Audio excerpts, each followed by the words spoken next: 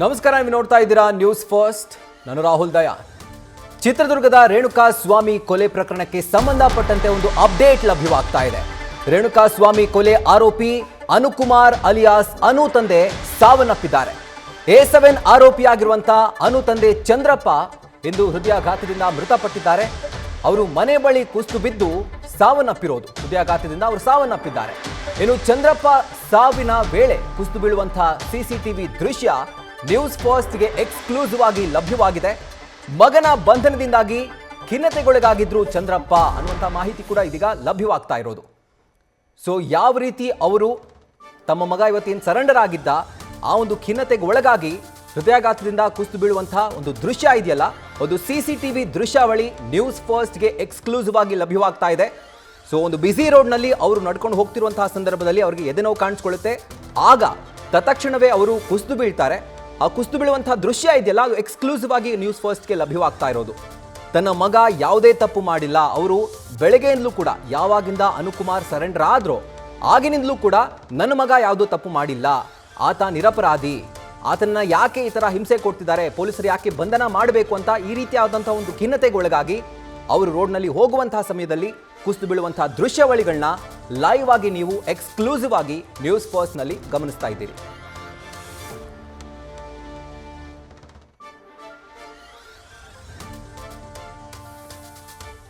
ನಮ್ಮ ಪ್ರತಿನಿಧಿ ಸಂದೇಶ್ ಅನುಕುಮಾರ್ ಅವರ ಮನೆಯಿಂದ ಎಕ್ಸ್ಕ್ಲೂಸಿವ್ ಆಗಿ ಒಂದು ದೃಶ್ಯಾವಳಿಗಳನ್ನ ಗಮನಿಸ್ಕೊಂಡು, ಜೊತೆಗೆ ಅಲ್ಲಿರುವಂತಹ ಒಂದು ದೃಶ್ಯ ಯಾವ ಥರ ಇದೆ, ಸಿಚುವೇಶನ್ ಯಾವ ಥರ ಇದೆ ಅಂತ ಒಂದು ಎಕ್ಸ್ಪ್ಲನೇಷನ್ ಅನ್ನು ಕೊಟ್ಟಿದ್ದಾರೆ. ಬನ್ನಿ ನೋಡೋಣ. ಆವಾಗ ಅವರು ಅರೆಸ್ಟ್ ಆಗುತ್ತೋ ಸಾಕಷ್ಟು ಖಿನ್ನತೆಗೆ ನೋವಿಗೆ ಒಳಗಾಗ್ತಾರೆ. ಜೊತೆಗೆ ಅವರು ಮನೆಯಲ್ಲಿದ್ದಂಥ ಸಂದರ್ಭದಲ್ಲಿ ಕುಸಿದು ಬೀಳ್ತಾರೆ. ಈ ಸಂದರ್ಭದಲ್ಲಿ ಇಲ್ಲಿಂದ ನೇರವಾಗಿ ಆಸ್ಪತ್ರೆಗೆ ಕರೆದುಕೊಂಡು ಹೋಗಲಾಗುತ್ತೆ. ಆದರೆ ಆಸ್ಪತ್ರೆಯಲ್ಲಿ ಈಗಾಗಲೇ ಸಾವನ್ನಪ್ಪಿದ್ದಾರೆ ಅಂತ ಹೇಳಿದ್ದಾರೆ. ಈಗ ಸದ್ಯ ನಾನು ಅವರ ಒಂದು ನಿವಾಸ, ಚಿತ್ರದುರ್ಗದ ನಿವಾಸ ಏನಿದೆ, ಸಿಹಿನೀರು ಹೊಂಡ ಏನಿದೆ, ಆ ಹೊಂಡದ ರಸ್ತೆಯಲ್ಲಿರುವಂಥ ಒಂದು ನಿವಾಸದಲ್ಲಿ ಇದ್ದೇನೆ.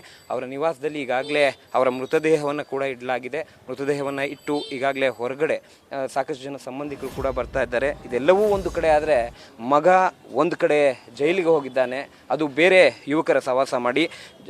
ಜೊತೆಗೆ ಇಲ್ಲಿ ಮತ್ತೊಂದು ಕಡೆ ಪತಿ ಕೂಡ ಸಾವನ್ನಪ್ಪಿದ್ದಾನೆ ಅಂಥೇಳಿ ಅವರ ತಾಯಿ ಕೂಡ ಸಾಕಷ್ಟು ಆಕ್ರಂದನವನ್ನು ವ್ಯಕ್ತಪಡಿಸ್ತಾ ಇದ್ದಾರೆ. ಅವ್ರ ತಾಯಿನ ಒಮ್ಮೆ ಇಂತಹ ಸಂದರ್ಭದಲ್ಲಿ ಮಾತನಾಡಿಸಿ ನೋಡ್ತೀನಿ. ಅಮ್ಮ, ಏನಾಯಿತು ಅಂತ ಹೇಳಿ.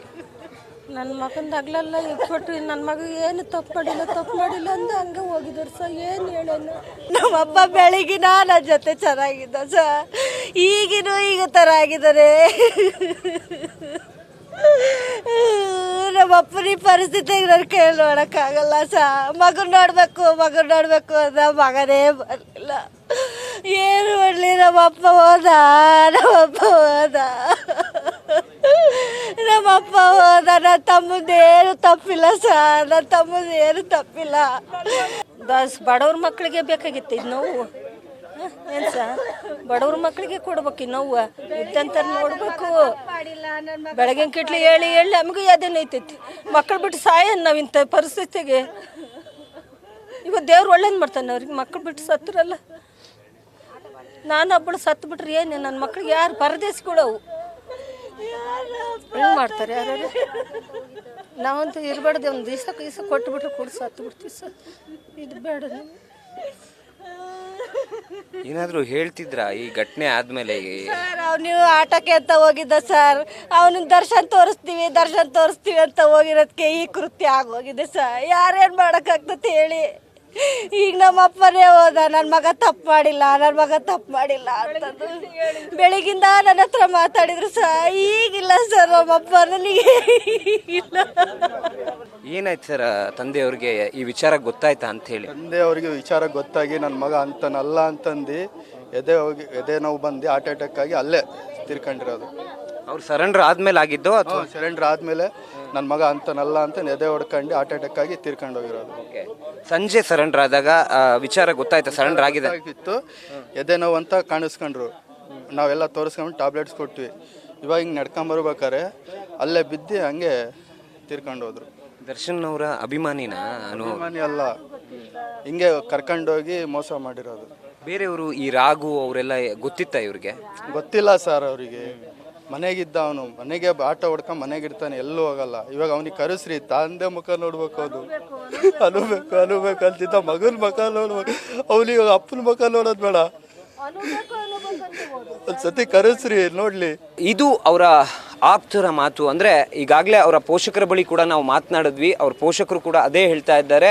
ಅನು ಅವ್ರನ್ನ ಕರೆಸಿ ಒಂದು ಬಾರಿ ಅಂತಿಮ ದರ್ಶನವನ್ನು ಮಾಡಿಸಿ ಅಂಥೇಳಿ ಅವರು ಕೂಡ ಕೇಳ್ತಾ ಇದ್ದಾರೆ. ಈ ಹಿಂದೆ ಕೂಡ ಸಾಕಷ್ಟು ಪ್ರಕರಣಗಳಲ್ಲಿ ಆರೋಪಿಗಳನ್ನು ತಂದು, ಯಾಕಂದರೆ ಈ ಹಿಂದೆ ಶಿವಮೊಗ್ಗದಲ್ಲಿ ಆದಂಥ ಒಂದು ಪ್ರಕರಣಕ್ಕೆ ಸಂಬಂಧಪಟ್ಟಂತೆ ಆರೋಪಿಯ ತಂದೆ ಕೂಡ ಮೃತರಾಗಿರ್ತಾರೆ.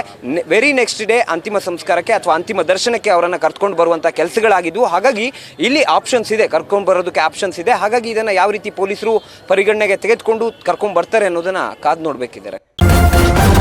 ನ್ಯೂಸ್ ಫಸ್ಟ್ ನಿರ್ಭೀತಿಯಿಂದ ನಿಮ್ಮ ಪರವಾಗಿ.